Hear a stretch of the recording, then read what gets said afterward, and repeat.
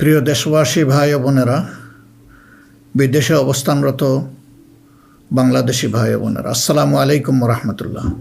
আশা করি আপনারা সকলেই আল্লাহর মেহেরবানিতে ভালো আছেন এবং সুস্থ আছেন। আজ আমি আপনাদের সামনে এসেছি কোনো গতানুগতিক রাজনৈতিক ভাষণ দেওয়ার জন্য নয়। আজ আমি একেবারে মনের ভেতরের কিছু কথা আপনাদের সাথে ভাগাভাগি করতে চাই, যে কথাগুলো একজন জেএনজি, একজন যুবক আর আমাদের প্রজন্ম সবার সাথে সম্পৃক্ত। একজন মুসলমানের জন্য যেমন, তেমনি আমাদের দেশের অন্য ধর্মের সকল ভাই বোনদের জন্য। প্রিয় দেশবাসী, আজ আমি এখানে যাদের কারণে কথা বলছি, সেই জুলাইয়ের মহান শহীদদের রুহের মাগফিরাত কামনা করছি। একই সাথে মহান মুক্তিযুদ্ধের শহীদদেরও গভীর শ্রদ্ধাভরে স্মরণ করছি। জুলাইয়ের রক্তক্ষয়ী সংগ্রামে এখনও বহু মানুষ আহত আছেন। আমি তাদের দ্রুত আরোগ্য ও সুস্থতা কামনা করছি। জুলাই হয়েছিল কারণ আমাদের দেশ, আমরা একত্রিত হয়েছিলাম। জুলাইতে রাস্তায় নেমেছিল আমাদের তরুণরা, রাস্তায় নেমেছিল আমাদের প্রিয় মা বোনেরা, নারীরা, রাস্তায় নেমেছিল শ্রমিক, কৃষক, সর্বস্তরের ভাইয়েরা এবং সকল মেহনতি মানুষেরা। ফেসিবাদ বিরোধী বিভিন্ন রাজনৈতিক দলের নেতাকর্মীরাও তখন আমরা একাকার হয়েছিলাম। শিক্ষক ও প্রকৌশলী, ডাক্তার সহ বিভিন্ন শ্রেণী পেশার মানুষ তখন রাস্তায় নেমে এসেছিলেন। দেশপ্রেমিক সশস্ত্র বাহিনীর সদস্যরাও সে সময় অত্যন্ত প্রশংসনীয় এবং দায়িত্বপূর্ণ ভূমিকা পালন করেছেন। আমরা জুলাই আর চাই না। আমরা চাই এমন বাংলাদেশ যেখানে আর কোনো দিন জনগণকে রাস্তায় নামতে হবে না। আমাদের বুঝতে হবে জুলাই কেন হয়েছিল। জুলাই হয়েছিল একটা বৈষম্যহীন বাংলাদেশের জন্যে। জুলাই হয়েছিল একটা কালো রাজনৈতিক ধারার পরিবর্তনের জন্যে। যুগের পর যুগ ক্ষমতা কুক্ষিগত ছিল পরিবারতন্ত্রের হাতে, নির্দিষ্ট গোষ্ঠীর হাতে। সেখান থেকে মুক্তির জন্য, বিশেষ করে 2009 সাল থেকে জাতির উপর এমন এক শাসক গোষ্ঠী চেপে বসে, যারা মানবাধিকার, ভোটাধিকার সহ সকল গণতান্ত্রিক অধিকার কেড়ে নেয় এবং গণতান্ত্রিক প্রতিষ্ঠানগুলোকে ধ্বংস করে ফেলে। গুম, বিচার বহির্ভূত হত্যা, আয়নাগর প্রতিষ্ঠার মাধ্যমে জনগণের উপর নিপীড়ন চালায়। 2014, 18 ও 24-এর পরপর 3টি জাতীয় নির্বাচনের নামে তামাশার মাধ্যমে আমাদের ভোটের অধিকার হরণ করা হয়। এইসব নিপীড়ন এবং অধিকার ফিরে পাওয়ার জন্যই এসেছিল রক্তাক্ত জুলাই। আমাদের তরুণরা এখন একটা নতুন দেশ দেখতে চায়, যে দেশকে তারা গর্ব করে বলতে পারবে, নতুন বাংলাদেশ, এটি আমার দেশ 2.0। এক কথায় যদি বলি, দেশের মানুষ পরিবর্তন চায়, কিন্তু একটি মহল পরিবর্তনের বিরোধী। কারণ পরিবর্তন হলেই তাদের অপকর্মের পথ বন্ধ হবে, মানুষের অধিকার কেড়ে নেওয়ার সুযোগ থাকবে না। এই সংস্কৃতি বদলানোর সাহস সবার থাকে না। ক্ষমতাবানদের বিরুদ্ধে রুখে দাঁড়ানোর হিম্মত সবার হয় না। এই হিম্মত দেখিয়েছে আবরার ফাহাদ, আবু সাইদ মুগ্ধ, উসমান হাদি এবং তাদের সহযোদ্ধারা। তাদের রক্তের শপথ নিয়ে নতুন প্রজন্মের লক্ষ লক্ষ সাহসী সন্তান আজ এই পরিবর্তনের জন্য প্রস্তুত। এই দেশ আমাদের সময়ের এই সাহসী সন্তানদের হাতেই তুলে দিতে চাই। কারণ বাংলাদেশের ভবিষ্যৎ এই তরুণরাই রচনা করবে। এই তরুণরা পরিশ্রমী, তরুণরা সাহসী, তারা মেধাবী। এই তরুণরাই পরিবর্তনকে ভালোবাসে। তরুণরা নতুনকে আলিঙ্গন করে, সত্য বলতে দ্বিধাবোধ করে না। প্রযুক্তি বুঝে এবং সামনে এগিয়ে নিয়ে যেতে জানে। তারাই পারবে নতুন বাংলাদেশ গড়ে দিতে। আমরা তোমাদের হাত ধরতে চাই। জুলাইয়ের মতো কাঁধে কাঁধ মিলিয়ে দেশ গড়ার কাজে সঙ্গী হতে চাই। প্রচলিত ধারা বদলাতে চাই। দেশটা বিভেদ এবং বিভাজনের রাজনীতি থেকে মুক্ত করতে চাই। মানুষের জীবনে শান্তি ফিরে আসুক, এটি আমাদের প্রয়াস, এই আমাদের চাওয়া। সবাইকে নিয়ে ঐক্যের বাংলাদেশ গড়তে চাই। এমন বাংলাদেশ যেখানে কেবল পারিবারিক পরিচয়ে কেউ দেশের চালকের আসনে বসতে পারবে না। এমন বাংলাদেশ যেখানে রাষ্ট্র হবে সবার, সরকার হবে জনগণের। প্রিয় দেশবাসী, জনগণ চায় একটু নিরাপত্তা, সুশাসন আর ইনসাফ। তাই আগামীর বাংলাদেশকে এসব অঙ্গীকার এবং মূল্যবোধের আলোকে সাজাতে চাই।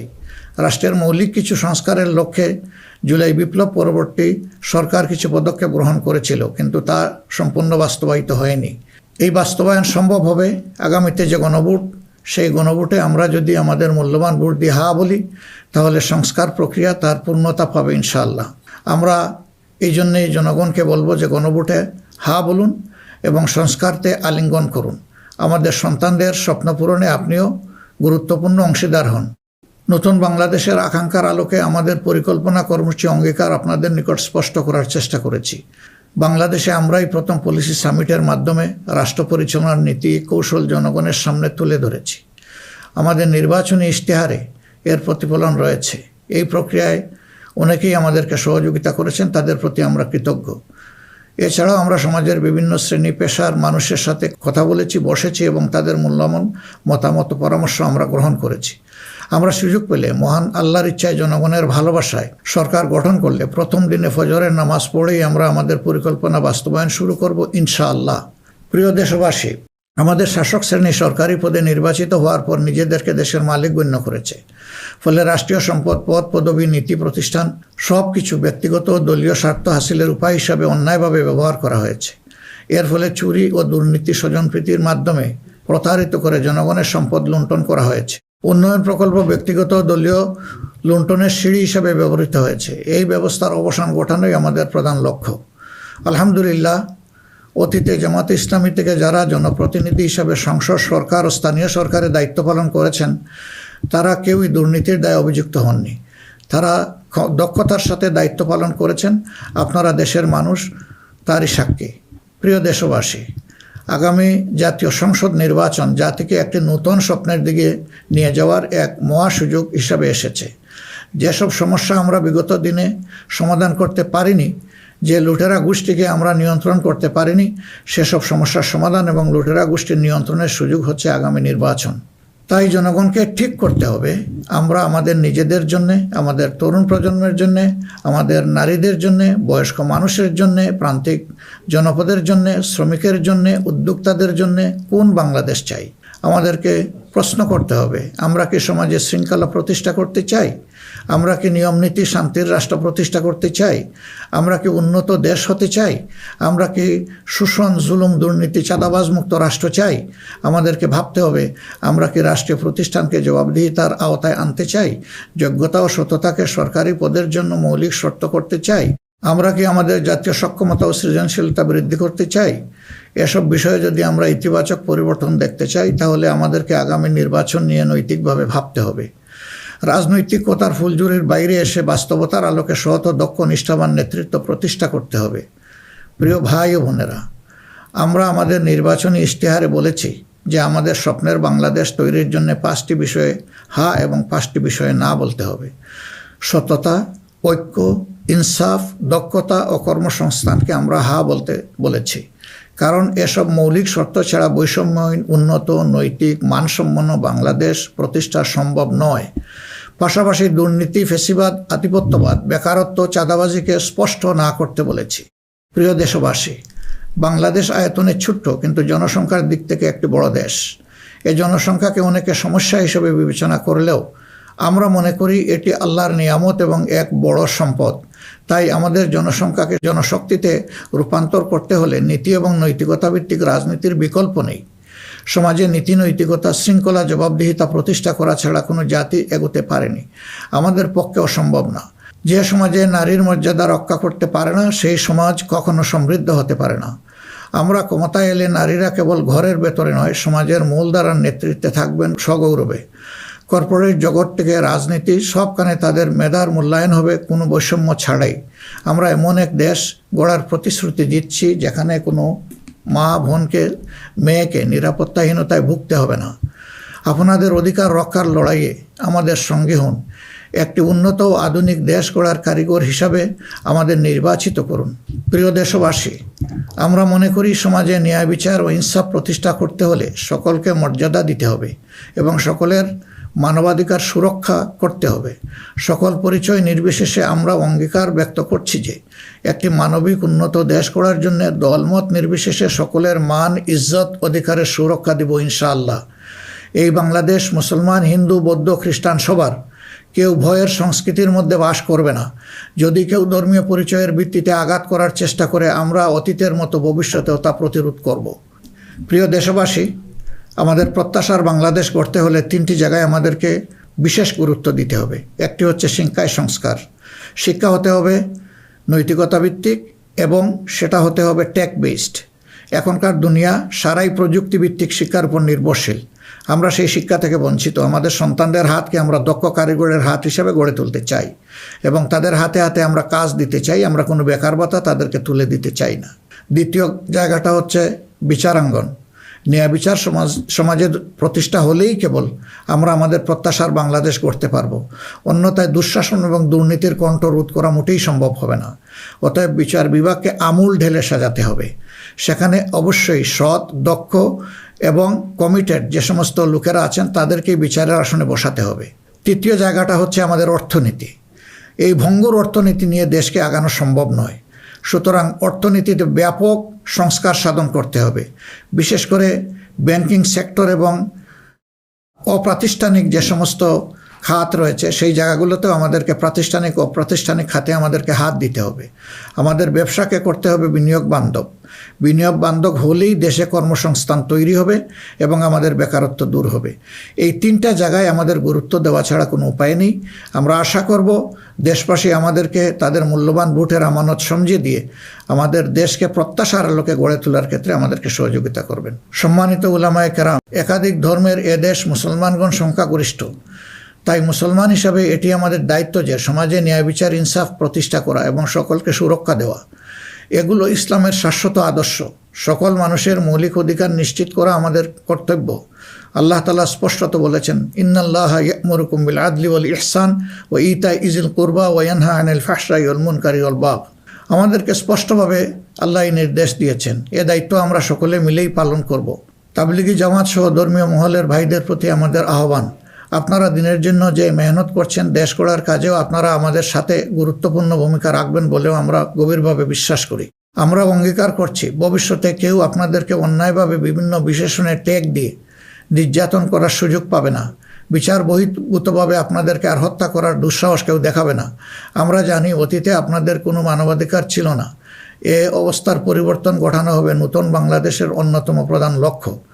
জাতীয় নীতি পদ্ধতিতে আপনাদের আনুষ্ঠানিক অবদান ও ভূমিকাকে জোরদার করা হবে। আন্তর্জাতিক মহল যারা আমাদের পরীক্ষিত পরিচিত বন্ধু, তাদের সাথে আমাদের সম্পর্ক হবে সমমর্যাদা এবং সমতার ভিত্তিতে। আমরা অন্যের ভৌগোলিক অখণ্ডতাকে সম্মান করি এবং শ্রদ্ধা করি, তেমনি সকল দেশের সাথে বন্ধুত্ব প্রতিষ্ঠাকে অগ্রাধিকার দেব। তবে আমাদের জাতীয় স্বার্থ মর্যাদা, জাতীয় উন্নয়ন, অগ্রাধিকার আন্তর্জাতিক সম্পর্ক নির্মাণে প্রধান ভূমিকা রাখবে। বৈশ্বিক উন্নয়ন চ্যালেঞ্জ সমূহ, বিশেষত জলবায়ু পরিবর্তন নিরসনে আমরা সাধ্যমতো ব্যবস্থা গ্রহণ করব এবং তা হবে স্বচ্ছতার ভিত্তিতে পরিচালিত। নিপীড়নের শিকার হয়ে আশ্রয় নেওয়া রোহিঙ্গা জনগোষ্ঠীকে তাদের নিজ দেশে নিরাপদ এবং সম্মানজনক প্রত্যাবর্তনের জন্য সব ধরনের কূটনৈতিক তৎপরতা জোরদার করা হবে ইনশাআল্লাহ। প্রবাসী ভাই ও বোনেরা, জন্মভূমি থেকে 1000 মাইল দূরে অবস্থান করেও জুলাইয়ের অভ্যুত্থানে আপনারা গুরুত্বপূর্ণ ভূমিকা রেখেছেন। জেল জুলুমের শিকার হয়েছেন, ত্যাগ স্বীকার করেছেন। ইতিমধ্যে আপনারা আপনাদের ভোটাধিকার প্রয়োগ করে নতুন বাংলাদেশে নিজেদের অধিকার প্রতিষ্ঠার পথে ইতিহাস রচনা করেছেন। আমি এতে আনন্দিত। আগামী দিনে দেশ গড়ার এই অভিযাত্রায় আপনাদের সক্রিয় অংশগ্রহণ ছাড়া আমাদের নতুন বাংলাদেশের স্বপ্ন অপূর্ণই থেকে যাবে। আমরা চাই প্রবাসীদের অধিকার এবং মর্যাদা রাষ্ট্রীয়ভাবে নিশ্চিত করতে। সে লক্ষ্যেই প্রবাসীদের জন্য ভলান্টিয়ার প্রতিনিধি নির্বাচন করা হবে, যারা প্রবাসীদের বিভিন্ন সুযোগ সুবিধা, সেবা এবং সমস্যার বিষয়ে দূতাবাস বা হাইকমিশনের সাথে সরাসরি সমন্বয় করে প্রবাসীদের স্বার্থে উপদেষ্টা ও প্রতিনিধি হিসাবে কাজ করবে। তাছাড়াও বাংলাদেশের বাইরে যেখানে যেখানে সমস্যা রয়েছে, যেমন ইংল্যান্ডে ম্যানচেস্টার ফ্লাইট বন্ধ করে রাখা হয়েছে, আমরা কথা দিচ্ছি আর কোনো ফ্লাইট বন্ধ হবে না, বরঞ্চ পূর্বের চালু ফ্লাইটগুলো আমরা আবার ফিরিয়ে নিয়ে আসব। নিউ ইয়র্কে নতুন করে বাংলাদেশ ফ্লাইট ইনশাল্লাহ চালু হবে। এরকম দুনিয়ার যে যে জায়গায় এই ফ্লাইটগুলো চালু হওয়া দরকার তা আমরা নিশ্চিত করার ব্যাপারে বদ্ধপরিকর। দেশ আর পিছনের দিকে যাবে না, দেশ এগিয়ে যাবে সামনের দিকে ইনশাআল্লাহ। প্রবাসী ভাইয়েরা যখন বিদেশে মৃত্যুবরণ করেন তখন অত্যন্ত অসহায় অবস্থা তাদের লাশ উপেক্ষিত হয়। আমরা কথা দিচ্ছি যারা আমাদের রিমিটেন্স যোদ্ধা তারা আমাদের গর্বের ধন। কেউ যদি আল্লাহর ইচ্ছায় বিদেশে ইন্তেকাল করেন, আমরা অত্যন্ত সম্মানের সাথে আমাদের কাঁধে করে তাদের লাশ দেশে বয়ে নিয়ে আসবো ইনশাআল্লাহ। আমাদের প্রবাসীরাও জাতীয় সংসদে আনুপাতিক হারে ইনশাআল্লাহ তাদের প্রতিনিধিত্ব আমরা নিশ্চিত করার পক্ষে। প্রবাসীদের সঙ্গত সমস্ত বিষয়গুলো আমরা গুরুত্বের সাথে বিবেচনায় নিয়ে দেশে যাতে কোনোভাবে তারা নিপীড়নের শিকার না হন তা আমরা নিশ্চিত করব ইনশাআল্লাহ। প্রিয় দেশবাসী, নির্বাচনী প্রচারণা শুরু হওয়ার পর থেকে দেশের বিভিন্ন প্রান্তে আমরা গিয়েছি। আপনারা আমাদের সভা সমাবেশে যোগ দিয়েছেন, আমাদের কথা শুনেছেন। আপনাদের ভালোবাসা, অংশগ্রহণ ও সহযোগিতায় আমরা অভিভূত, আমরা মুগ্ধ। আমরা আপনাদের প্রতি চিরকৃতজ্ঞ। আমাদের নির্বাচনী প্রচারণা বা অন্যান্য কার্যক্রমে কেউ কষ্ট পেয়ে থাকলে আপনাদের কাছে আমরা ক্ষমা প্রার্থী।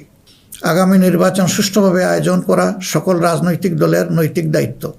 তাই আমাদের আহ্বান হবে নির্বাচনী আচরণ বিধিগুলোকে সম্মান জানানো এবং প্রতিদ্বন্দ্বী রাজনৈতিক দলের বৈধ অধিকারকে সম্মান করা। সুষ্ঠু নির্বাচন আয়োজনের মাধ্যমে রাজনৈতিক স্থিতিশীলতা নিশ্চিত করা হবে আমাদের রাজনৈতিক অঙ্গীকার। প্রশাসন ও আইন শৃঙ্খলা রক্ষাকারী বাহিনীর সদস্যরা নিরাপত্তার দায়িত্ব তারা পালন করেছেন অত্যন্ত নিষ্ঠার সাথে।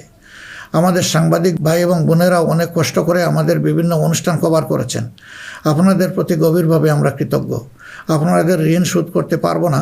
আপনারা ভালো থাকবেন। আমাদের দলের বিভিন্ন পর্যায়ে নেতাকর্মী, শুভাকাঙ্ক্ষী এবং নির্বাচনী জোটের নেতৃবৃন্দ কর্মীগণ নিরলস পরিশ্রম করে যাচ্ছেন, আর্থিক ত্যাগ করেছেন। শেরপুরে আমার ভাই রেজাউল করিম প্রতিপক্ষের নির্মম আঘাতে শাহাদত বরণ করেছেন। আল্লাহ রাব্বুল আলামিন তার এই ত্যাগকে কবুল করুন এবং তাকে শহীদ হিসাবে কবুল করুন। আমাদের ভাই জনাব মোহাম্মদ নুরুজ্জামান বাদল, যিনি শেরপুর 3 আসনের প্রার্থী ছিলেন, তিনি ইন্তেকাল করেছেন। আল্লাহ তাকে উত্তম পুরস্কার দিন এবং জান্নাত নসিব করুন। প্রিয় দেশবাসী, আমরা আন্তরিকভাবে বিশ্বাস করি যে রাষ্ট্রীয় দায়িত্ব হচ্ছে আমানত। রাষ্ট্রীয় দায়িত্ব কোনো উপভোগের বিষয় নয়। সর্বাবস্থায় আমরা স্মরণে রাখব আমরা প্রত্যেকে দায়িত্বশীল এবং আমাদের দায়িত্বের ব্যাপারে জিজ্ঞাসাবাদ করা হবে। আমরা হজরতে ওমরের সেই বিখ্যাত উক্তি ও দায়িত্বশীলতা মনে রাখব যে ফুরাত তীরে একটি কুকুর না খেয়ে যদি মরে তাহলে তার জন্যেও তাকে জবাবদিহি করতে হবে। আল্লাহর নির্দেশ অনুসারে আমরা ন্যায় বিচার প্রতিষ্ঠায় অঙ্গীকারবদ্ধ থাকব ইনশাআল্লাহ। আশা করি আপনারা আমাদের অঙ্গীকার ও স্বপ্নকে বিশ্বাস করে জাতীয় সংসদ নির্বাচনে আমাদের প্রতি সমর্থন জানাবেন।